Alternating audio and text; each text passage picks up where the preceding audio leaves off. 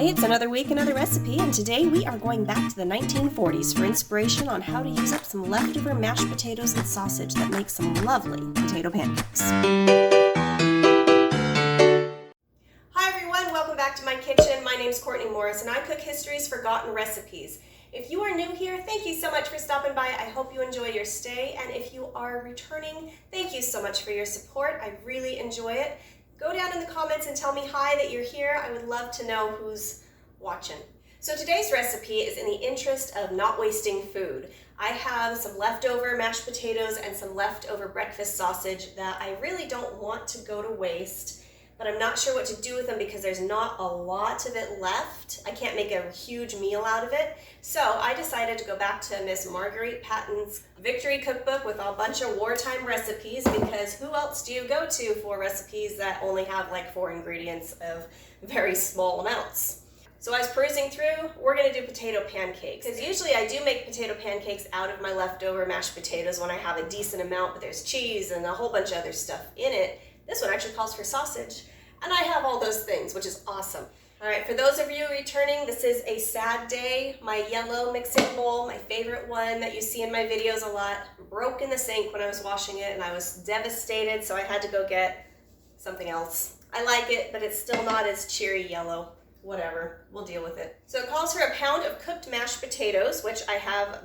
I think it's just slightly over a pound, but I think that'll be all right. And then a 1/4 pound of sausage meat, which is roughly about what I've got.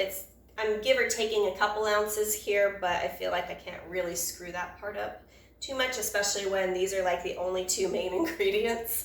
Now, sausage was rationed in wartime in World War II, so there wasn't a lot of sausage meat to be expected. I know people would put together their ingredients to go in on bigger dishes, but for right now, we're just gonna mush it around. I might need to get a different musher. This is going to be one of the most easy recipes I think you will ever see me make. There's really nothing to this, but it smells really good. I love breakfast sausage. I love mashed potatoes. I like potato pancakes. The way I make them, this could be great. All right, so then it says a dessert spoonful of mint and parsley chopped together and 1 dessert spoon of mixed herbs, which I just chose thyme and rosemary because I didn't want to overpower it and I didn't exactly know what else went with mint. Mint is a new spice for me to cook savory stuff with. I'm used to it being in chocolates and in tea.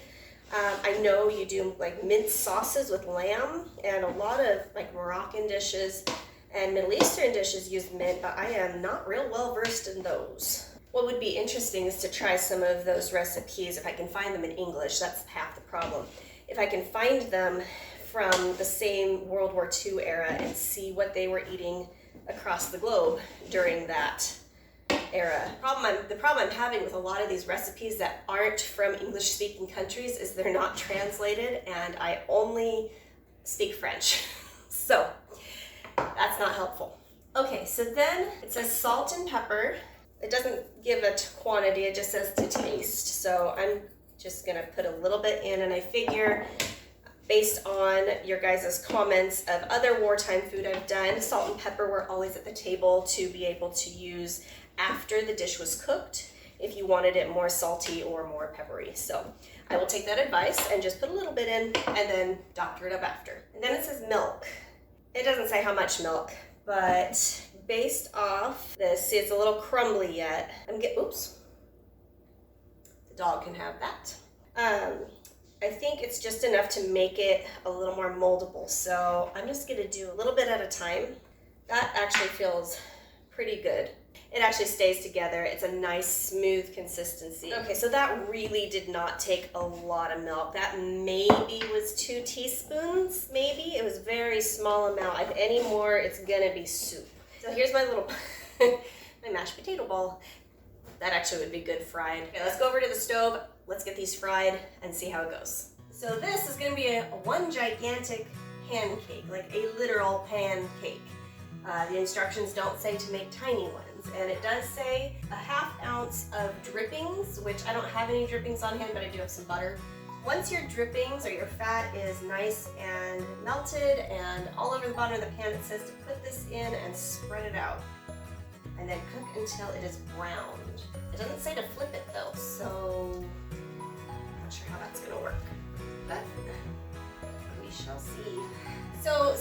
it doesn't say to turn it.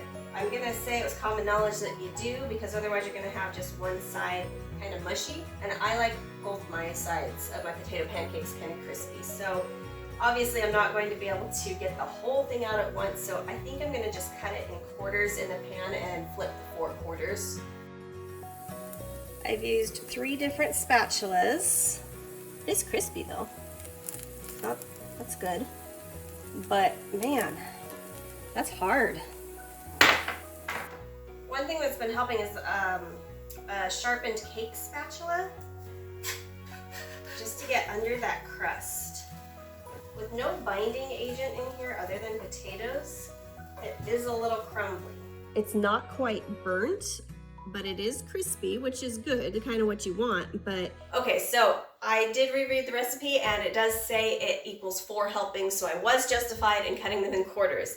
These were squirrely as heck to get turned with a spatula. I tried 3 different spatulas and there's no cheese and no egg and no breadcrumbs and nothing holding it together, that it does make it hard to turn unless you get, like, if you can see this part right here, but it won't flip until that color happens. So there was a lot of shifting and remolding in the pan until it got to that point. There's nothing in this that is going to hold it together, so I can't be mad at it. So I'm gonna give this a try. I'm gonna take part of the crispiest part. The mint is throwing me. And don't get me wrong, it's not bad. It's not a bad flavor. It's just one that my palate is unaccustomed to. I'm not used to tasting mint and savories. I'm gonna try it again though. That's pretty good. That's really good. Now Wartime, I don't know if you would be able to afford to use a raw egg or maybe make scrambled eggs with it, but I think it would taste really good with one. I might give this a shot. All in all, it does taste like, you know, glorified, very flavorful mashed potato. But in this form, it's crispy. It's got that little crunch to it. It's got the zing from the sausage. And the mint's actually growing on me. That is actually a nice little kind of a lift flavor. And I did do pretty good on the salt and pepper. I don't need any. I don't feel like I do. I'm going to try a runny egg on it because I'm me and I just kind of skew things for my own benefit. So hold on just a minute. All right, I am going to do this on a separate plate because I will get crucified if egg touches any of this for a few of my family members. So I am gonna try that. I've got a nice runny egg here. I love me a runny egg. I know you've heard me say I don't like eggs when they taste like eggs, and what tastes more like an egg than a runny egg, but it's mixed with something. So for some reason, my brain interprets that differently. If it was just the egg on the plate, I couldn't do it. All right, let's get a little bit in there.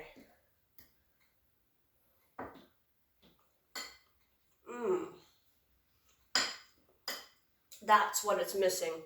That ties it all in together.